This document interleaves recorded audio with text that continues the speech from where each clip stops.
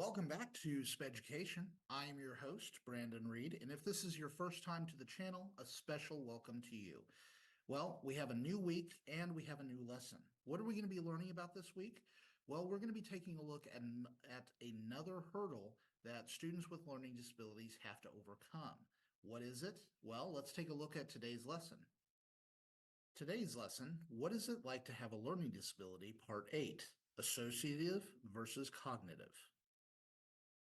Now, what do I mean when I'm talking about associative versus cognitive? Well, if you remember back to the start of the series, it's all about how our brains work, how we process information, and how a student without a learning disability processes information is a lot different than how a student with a learning disability processes information. And so the two of those, associative and cognitive, they have a different effect on a student with a learning disability. If you don't believe me, check out this video from Fat City. You see, everything that you do in your life is one of two kinds of activities.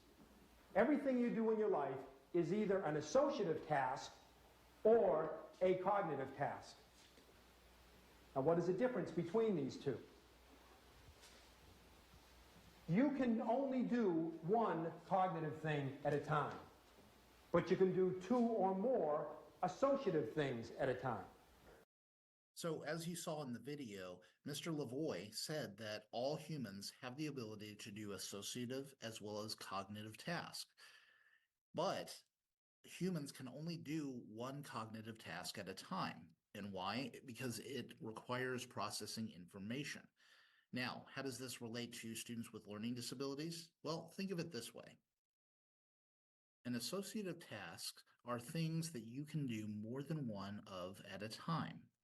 So some examples of associative tasks include driving a car and speaking at the same time, playing a video game without having to look at the controls, listening to your friend while operating a fidget device, walking and talking, singing and cleaning, etc. These are all examples of associative tasks, two things that you can do at the same time that don't really require too much cognitive thinking. Now, what does cognitive thinking look like?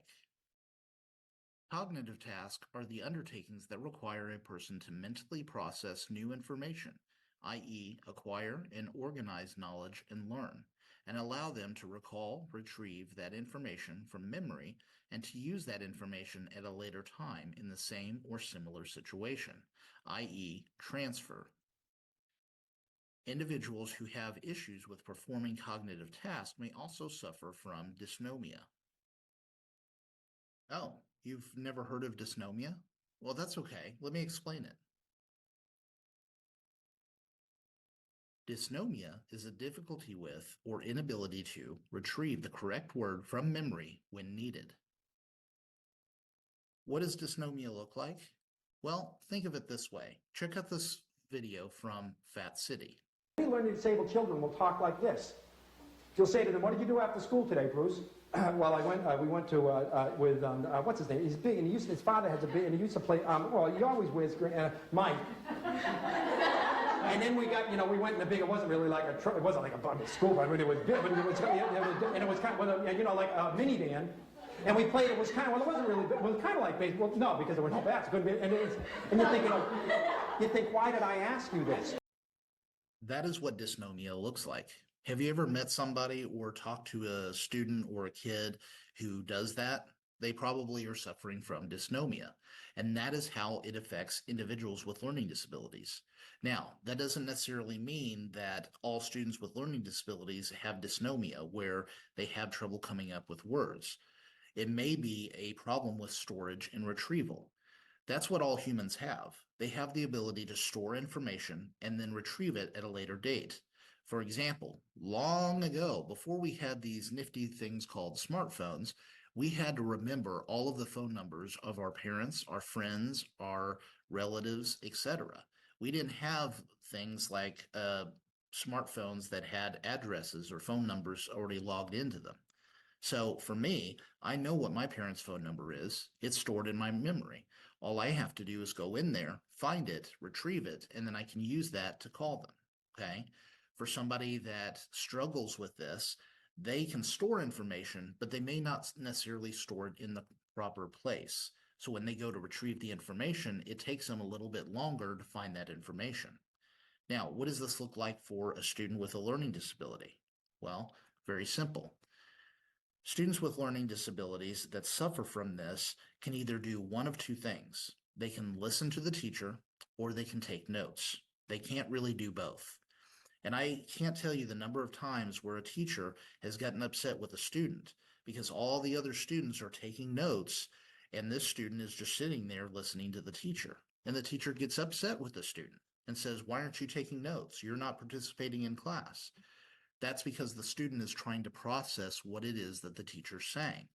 I know what this feels like because when I was in school, I would take notes as the teacher was giving his lecture. But whenever I was called on to answer a question that the teacher asked, I wouldn't be able to produce the answer. And the reason why is because I wasn't processing or listening to what he was saying. I was hearing what he was saying and I was writing down what he was saying, but my brain wasn't processing what he was exactly saying.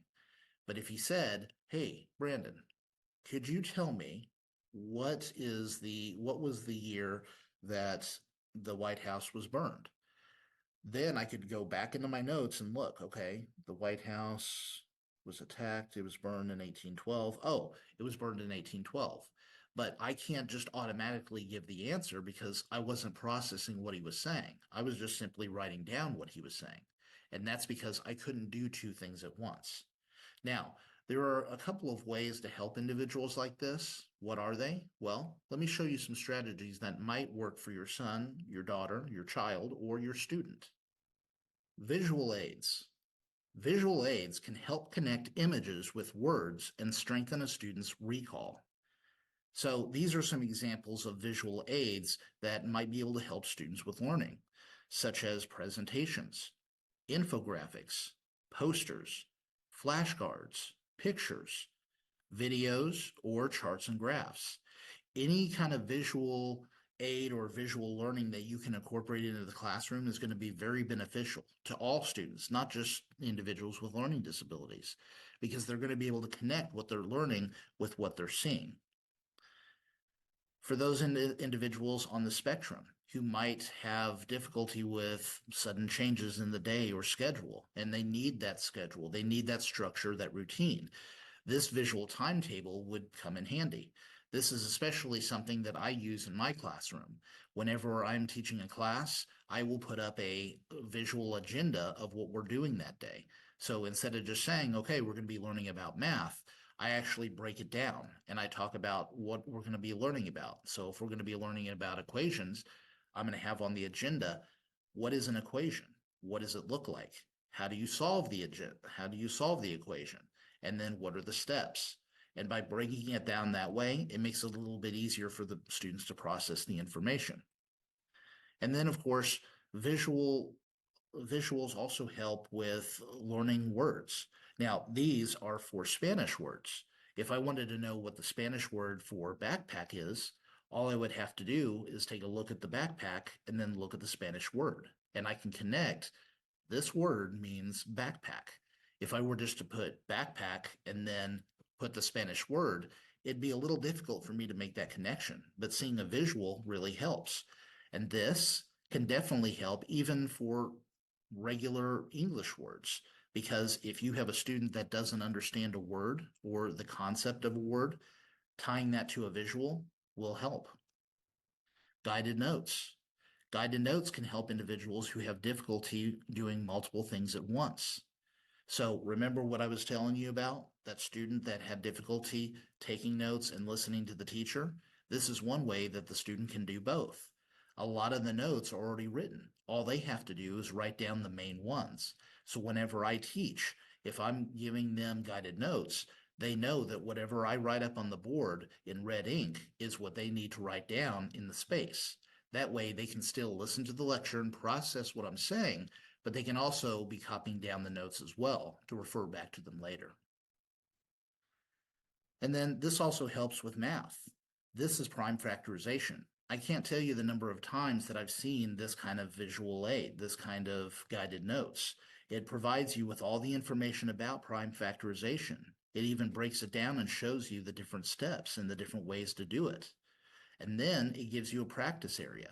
So the teacher can go over all of this with the class, and the student doesn't necessarily have to worry about taking notes because they can listen to the teacher and follow along with the guided notes.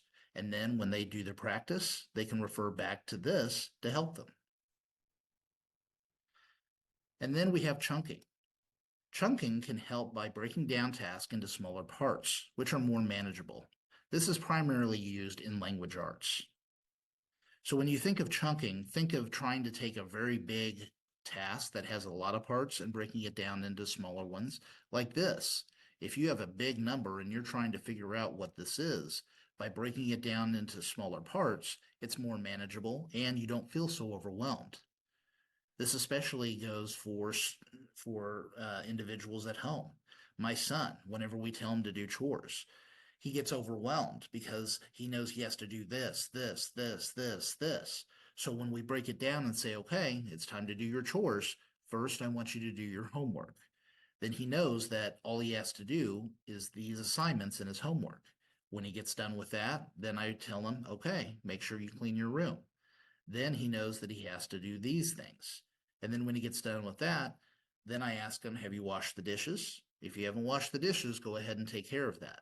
So even though all of these things need to be done, by breaking it down and letting him know you're going to do this first, then you're going to do this, then you're going to do this, the student doesn't seem so overwhelmed. So see, even though students may struggle with associative and cognitive task and dysnomia and being able to figure out how to do things, how to do more than one thing at a time because they have processing issues, it doesn't mean that they can't learn. It just means that they have a different way of learning. And it's up to the teacher to figure out what way works best for them so that they can be successful. That's the biggest part of being a teacher, is finding out what works best for your students so that they can be successful in the classroom. So what are some other things that we're going to be talking about? Well, let's take a look at next week's lesson. Next week's lesson, what is it like to have a learning disability? Part 9, processing what you're reading. And if you liked what you saw, please click the like button. And if you want updates on future videos, feel free to click the subscribe button and ring the bell for updates on future videos. And as always, if you have anything that you want to share, any questions that you want to ask, follow-up questions, or even stories or any experiences of your own that you want to share in the comments, please, by all means, drop a line. I would love to hear from you. And if you want to learn more about how to solve mathematical problems, such as solving fractions, which is what we're going to be talking about in our Students Math Corner, check out my other series, Students Math Corner. And until next time, class dismissed.